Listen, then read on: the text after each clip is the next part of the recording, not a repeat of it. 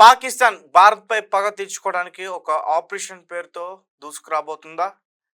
Operation Bunyan al Marsoos. So ఈ యొక్క పేరుతోటి భారత్పై యుద్ధం చేయడానికి పాకిస్తాన్ ఎదురు చూస్తున్నట్టు కూడా ఒక వార్త వెలుగులోకి రావడం జరిగింది. అయితే భారత్ ఆల్రెడీ పాకిస్తానీ ఉగ్రవాద సంస్థలపైన ఆపరేషన్ సింధూర్ పేరుతో వాళ్ళపైన అటాక్ చేయడం మనం చూసాం. మరి దానికి ప్రతీకారం తీర్చుకోవాలంటూ కూడా Pakistan operation Bunyan all masseuse అనే ఒక పేరుతోటి ఒక అటాక్ చేయబోతుందంట. అంటే యాక్చువల్గా మనం యుద్ధం చేసింది పాకిస్తాన్ పైన కాదు, పాకిస్తాన్ పెంచి పోషిస్తున్న ఉగ్రవాద స్థావరాలపైన, ఆ ఉగ్రవాదులపైన. కానీ మరి భారతదేశంలో ఉగ్రవాదులు లేరు. మరి వీళ్ళు ఎవరిపైన అటాక్ చేస్తారు? భారతదేశ ప్రజలపై. మరి ప్రజలపైన అటాక్ చేస్తే మరి ఖచ్చితంగా ఏ దేశమైనా సరే దాన్ని ఒక యుద్ధంగానే చూస్తుంది. భారతదేశం కూడా అలానే చూస్తుంది. ఎప్పుడైతే వాళ్ళు ప్రజలపైన అటాక్ చేశారో యుద్ధంగానే ప్రకటించింది భారతదేశం. సో దానికి ఖచ్చితంగా వాళ్ళు మూల్యం చెల్లించుకోవాల్సిందే. అయితే ఆపరేషన్ బున్యాన్ ఆల్ మర్సూస్ అంటే ఏంటి అసలు? దీనివల్ల వాళ్ళకేంటి? దీనికి అర్థం ఏంటి? ఇది ఒక ఖురాన్లో నుంచి కూడా తీసుకున్నారని చెప్తున్నారు. అసలు పూర్తి విషయాలన్నీ కూడా తెలుసుకుని ఒక పెద్ద గోడ లాంటిది గట్టిగా ఉండడం, దృఢంగా ఉండేది ఒక పదార్థాన్ని గురించి చెప్తుందని చెప్పేసి అంటున్నారు. అంటే అక్కడ అర్థమైపోయింది వీళ్ళు మనపైన అటాక్ చేయలేరు, మనం చేసిందని ఆపుకోవడానికి ఆపరేషన్ బున్యాన్ ఆల్ మర్సూస్ అనే పదాన్ని వాడుతున్నారు. దీని గురించి పూర్తిగా తెలుసుకునే ప్రయత్నించారు. పాకిస్తాన్ సైన్యం ఇటీవల భారత్పై తాము సాగిస్తున్న యుద్ధానికి బున్యాన్ ఆల్ మర్సూస్ అనే పేరు పెట్టుకున్నాయి. అసలు దీని అర్థం గట్టిగా కట్టబడ్డ గోడ లేదా ఒక్కటిగా ఉండే బలమైన నిర్మాణం అనే భావన. ఈ పదాన్ని ఖురాన్లోని సూరా అసబ్ 61:4 61:4 నుంచి తీసుకున్నట్లు తెలుస్తుంది. దీని అర్థం పోరాడేవారు గట్టిగా కట్టి ఉన్న గోడలాగా ఉండాలని ఉంది. ఇక ఖురాన్లో దివ్యవాణిలో దీని పూర్తి అర్థం ఇలా ఉంది: అల్లాహ్ తన మార్గంలో గట్టిగా ఒక్కటే పోరాడే వారిని ప్రేమిస్తాడు, వారు ఒకే నిర్మాణంలో గట్టిగా నిలబడతారు అని అర్థం ఉంది. పాకిస్తాన్ ప్రారంభించిన ఈ పోరాటాన్ని హైదరాబాద్ ఎంపీ అసదుద్దీన్ ఓవైసీ కూడా తప్పుపట్టారు. పవిత్ర ఖురాన్లో ఉన్నటువంటి బున్యాన్ ఆల్ మర్సూస్ అనే పదానికి పాకిస్తాన్ వక్రభాషను చెబుతుందని ఆయన దయబట్టారు. పవిత్ర ఖురాన్లో నిస్సహాయులపైన, సామాన్య ప్రజలపైన దాడి చేయమని ఎక్కడ చెప్పి ఉందని నిలదీశారు. మరోవైపు పాకిస్తాన్ చేస్తున్నటువంటి ఈ ప్రయత్నాలు మానవాళికి పెద్ద మచ్చ తెచ్చేలా ఉన్నాయని అసదుద్దీన్ ఓవైసీ విమర్శించారు. ఇదిలా ఉంటే పాకిస్తాన్ ఇప్పటికే కాల్పుల విరమణ ఒప్పందాన్ని సైతం ఉల్లంఘించి భారత్ పైన దాడి చేస్తుంది. దీనిని భారత్ సైన్యం కూడా ధైర్యంగా తిప్పికొడుతుంది. ఇదిలా ఉంటే పాకిస్తాన్ చేస్తున్న దుశ్చర్యలపైన అటు అంతర్జాతీయంగా కూడా విమర్శలు వెల్లువెత్తుతున్నాయి.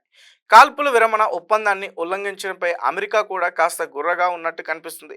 మరి అమెరికా ప్రస్తుతం పాకిస్తాన్ చేస్తున్న బట్టి ఈ ఉల్లంఘనలపై ఎలా స్పందిస్తుందో వేచి చూడాల్సిందే. సో గైస్, చూస్తున్నారు కదా, ఆపరేషన్ అంటే భారత్ పైన యుద్ధం చేయడానికి కాదు, అంటే ఒక సైనికుల్ని వీళ్ళు మోటివేట్ చేస్తున్నందుకు నాకు అనిపిస్తుంది.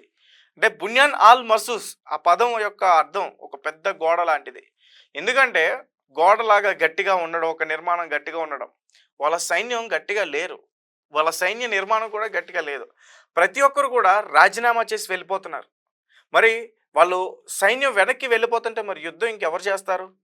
కనీసం వాళ్ళని ఇప్పుడు ఎవరైతే ఆసిఫ్ మునీర్ ఉన్నారో, ఎవరైతే డిఫెన్స్ మినిస్టర్ కవాజా ఉన్నాడో, ఎవరైతే షాబాజ్ షరీఫ్ ఉన్నాడో, మరి వాళ్ళని కనీసం రక్షించడానికైనా సైనికులు ఉండాలి కదా. కాబట్టి ఈ యొక్క ఆపరేషన్ పేరుతోటి వాళ్ళని వాళ్ళు రక్షించేందుకు ఒక పేరు పెట్టారు. దీనికి సైనికులు కొంచెం మోటివేట్ అయితే కొంచెం దృఢంగా బలంగా నిలబడతారని చెప్పేసి పెట్టుకున్నారు. నిజానికి బున్యాన్ ఆల్ మర్సూస్ అనేది ఒక మంచి పదమే ఖురాన్లో, కానీ దీనిలో ఆ పాకిస్తాన్ ప్రజల కోసం ఈ యొక్క పదాన్ని వాడినట్లయితే తెలుస్తుంది. అయితే వీళ్ళు భారత్ పైన ఏదో అటాక్ చేసేసారు, భారత్ పైన అది చేశారు, ఇది చేశారని చెప్తున్నారు. నిజానికి వాళ్ళు చేస్తున్నారు, దాడులు చేస్తున్నారు, కానీ భారత సైన్యం వాటన్నిటిని కూడా తిప్పికొడుతుంది. మనం ఎక్కడ నష్టపోలేదు పెద్దగా. వాళ్ళు కాల్పులు విరామణ ఉల్లంఘించి కూడా మనపైన దాడి చేస్తున్నారు. అది కూడా మన భారత సైన్యం ముందుగానే ఊహించి వాళ్ళని తిప్పికొట్టే ప్రయత్నం చేస్తుంది. అంటే అమెరికా కూడా వీళ్ళపైన కొంచెం కోపంగా ఉన్నట్టు కనిపిస్తుంది. మరి చర్చలు జరుగుతున్నాయి, మరి అమెరికా మరి ఏ రకంగా రెస్పాండ్ అవుతుంది అనేది అయితే మాత్రం చూడాలి. మనమైతే యుద్ధానికి ఎక్కడ తగ్గట్లే. వీళ్ళు యుద్ధానికి వచ్చారా సరాసరి, మనమైతే సగం ఆల్రెడీ యుద్ధం స్టార్ట్ చేసేసాం. వాళ్ళకి సంబంధించిన ముఖ్యమైన ప్రాంతాలన్నింటిని కూడా మనం కూల్చే ప్రయత్నంలో ఉన్నాం. ప్రజెంట్ కరాచీ పోయింది, లాహోర్ పోయింది, ఇంకా చాలా కూడా పోతాయి. కానీ ఈ యుద్ధ విరామం తర్వాత వాళ్ళు ఏం చెప్తున్నారంటే అక్కడ వాళ్ళ మీడియా కానీ వాళ్ళ ప్రజలందరికీ కూడా వాళ్ళు ఒక సొల్లు చెప్పుకుంటున్నారు. ఈ యుద్ధం భారత్ చేయలేక ఆగిపోయింది, వెనక్కి తగ్గిందంటూ కూడా చెప్తున్నారు. నిజానికి వాళ్ళు తిరగనంటి చోట్లేదు. ప్రతి ఒక్క దేశానికి కాళ్ళు పట్టుకున్నారు వాళ్ళు వెళ్ళి. రీసెంట్గా ట్రంప్ కాళ్ళు కూడా పట్టుకున్నారు. రీసెంట్గా చైనా వాళ్ళ కాళ్ళు కూడా పట్టుకున్నారు. అయితే భారత్ తలుచుకుంటే పాకిస్తాన్ అంతం ఖచ్చితంగా ఖాయం. సో కాబట్టి వాళ్ళ అంటే వాళ్ళు మేము భయపడుతున్నాం అనే విషయాన్ని తెలియకుండా ఉండడానికి ఇలాంటి కుక్క చేష్టలన్నీ కూడా చేస్తూ ఉంటుంది పాకిస్తాన్. దీనికి భారత్ ఖచ్చితంగా సరైనటువంటి సమాధానం మరి కొన్ని రోజుల్లో ఇస్తుంది. ఇంకా కొన్ని గంటలు మాత్రమే మిగిలి ఉన్నాయి. యుద్ధం విరమణ దాదాపు 48 గంటలు మాత్రమే. అవి అయిపోతే పాకిస్తాన్ పైన మన ఆర్మీ ఎటువంటి అటాక్ చేస్తుంది అనేది అయితే మాత్రం చూడాలి. ఇప్పటికే చెప్తున్నారు ఆపరేషన్ సింధూర్ ఇంకా